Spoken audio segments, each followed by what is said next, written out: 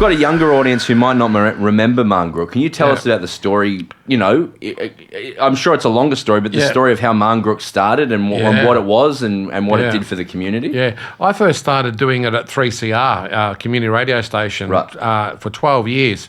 The last 5 years of doing Marngrook at 3CR, I worked with Terry Wheeler and Sam Pang. Sam Pang was my understudy. And he went on to do nothing. And Sam, he went on, he's not even really funny, but anyway, I'm sure Sam will appreciate that. You're not funny, Sam. Yeah, if you're listening, you're not funny, but you're making money, so good on you, son.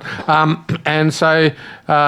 SBS and NITV came into formation. They heard about the Marngrook Footy Show. They wanted to do an AFL show. So one of these CEOs came down and had a look at the show live and loved it and said, would you like to make it as a TV show? And I said, that was my goal. Yeah. 12 years later, anyone used to think I was an idiot for going every Thursday doing this show and not getting paid and all that sort of stuff. But so it took off on television and the rest is basically history. But you see a lot of the crew that went through Marngrook now working on mainstream television. Yeah. Sean Burgoyne, Wayne Carey, Abby Holmes, Chris Johnson, the list goes on and on. So we became a stable basically to the mainstream TV industry. A lot of people from Marngrook have gone on to, as I say, bigger and better things. I used to watch it and think it was a more friendly footy show is how I used to think about it just as a consumer. I remember footy players felt more comfortable on there. Yeah. Like whether they were Indigenous players or not, they felt more happy and more open to talk about. There was a more relaxed feeling to the show. It's a bit like if I invited you over to my house for dinner, I wouldn't try and bag you or make you feel uncomfortable. So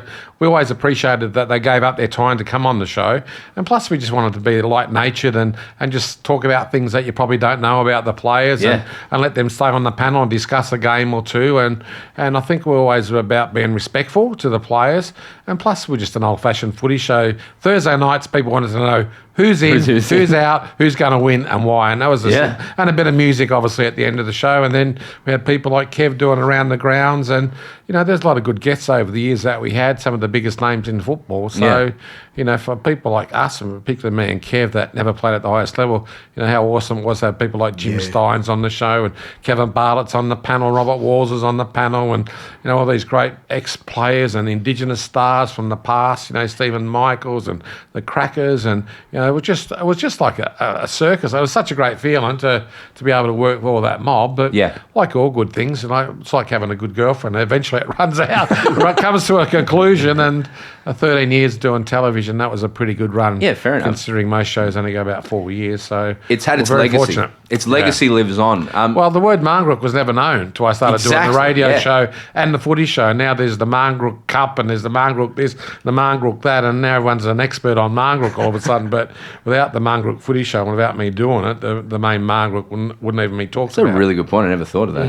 And the origin of the Marngrook, could you... it's the language from Gunditjmara, right? Yeah, it's it was a game. It was documented as being played down in the Western Districts, but there was incidents of it being played in Melbourne and overseas and white people drawing the game of Marngrook down at Warrandyte. So there was other areas that played Marngrook, but the word Marngrook is from the Western Districts, which means game ball or football, as we so to speak. But there was always this confusion about is Aussie rules Marngrook or is Marngrook Aussie rules, and how did that come about? And what we say is that the kicking style and the marking and all that came from the Indigenous game Marngrook, because Tom Wills grew up with Indigenous people in Ararat and he played Marngrook as a young kid. So he learnt how to mark a ball, which mulmark means catch, and the kicking style he learnt from the Indigenous players. So when he formed this game with his two cousins, he actually...